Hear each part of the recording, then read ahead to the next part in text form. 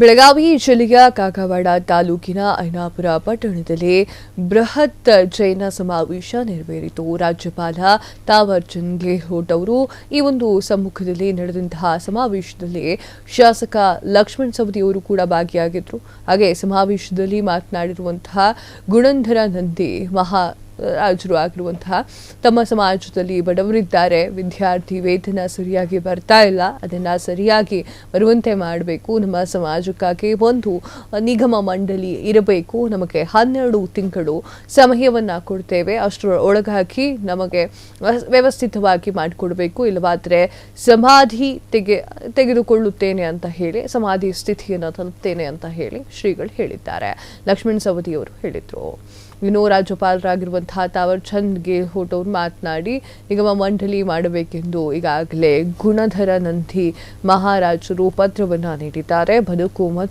ಬದುಕು ಬೀಡು ಎನ್ನುವಂತಹ ಸಂದೇಶವನ್ನ ಮಹಾವೀರರು ನೀಡಿದ್ದಾರೆ ಅಂತ ಹೇಳಿ ವಿಚಾರಗಳನ್ನ ಹಂಚಿಕೊಂಡರು.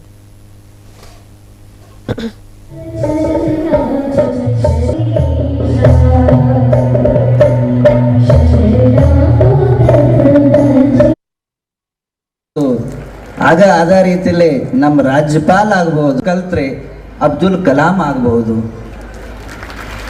ಲಕ್ಷ್ಮಣ್ ಸವದಿ ಆಗ್ಬೋದು, ಸಿದ್ದರಾಮಯ್ಯ ಆಗ್ಬೋದು, ಯಡಿಯೂರಪ್ಪ ಆಗ್ಬೋದು. ಆಗ ಅದೇ ರೀತಿಯಲ್ಲಿ ನಮ್ಮ ರಾಜ್ಯಪಾಲ ಆಗ್ಬೋದು. ಆದ ಕಾರಣ ಕಡು ಬಡವರಿಗೆ ಸ್ಕಾಲರ್ಶಿಪ್ ಆಗಬೇಕಂತ ಆಶೆ. ಮತ್ತು ಬಹಳದೊಂದು ಕನಸು ಇಟ್ಕೊಂಡಿದ್ದ ನನ್ನ ಸಮಾಜ ನಿಮ್ಮ ಸರ್ಕಾರ ಬಗ್ಗೆ ಕನಸು ನೆನಸಾಗ್ತೈತಿ ಅಂತ ಬಹಳ ಆಶೆ ಇಟ್ಕೊಂಡು ಕಲ್ತ್ರೆ ಅಬ್ದುಲ್ ಕಲಾಂ ಆಗ್ಬೋದು, ಲಕ್ಷ್ಮಣ್ ಸವದಿ ಆಗ್ಬೋದು, ಸಿದ್ದರಾಮಯ್ಯ ಆಗ್ಬೋದು, ಯಡಿಯೂರಪ್ಪ ಆಗ್ಬೋದು. ಆಗ ಅದೇ ರೀತಿಯಲ್ಲಿ ನಮ್ಮ ರಾಜ್ಯಪಾಲ ಆಗ್ಬೋದು. ಆದ ಕಾರಣ ಕಡು ಬಡವರಿಗೆ ಸ್ಕಾಲರ್ಶಿಪ್ ಆಗಬೇಕಂತ ಆಶೆ. ಮತ್ತು ಬಹಳದೊಂದು ಕನಸು ಇಟ್ಕೊಂಡಿದ್ದ ನನ್ನ ಸಮಾಜ ನಿಮ್ಮ ಸರ್ಕಾರ ಬಗ್ಗೆ ಕನಸು ನೆನಸಾಗ್ತೈತಿ ಅಂತ ಬಹಳ ಆಶೆ ಇಟ್ಕೊಂಡು ಕಲ್ತ್ರೆ ಅಬ್ದುಲ್ ಕಲಾಂ ಆಗ್ಬೋದು,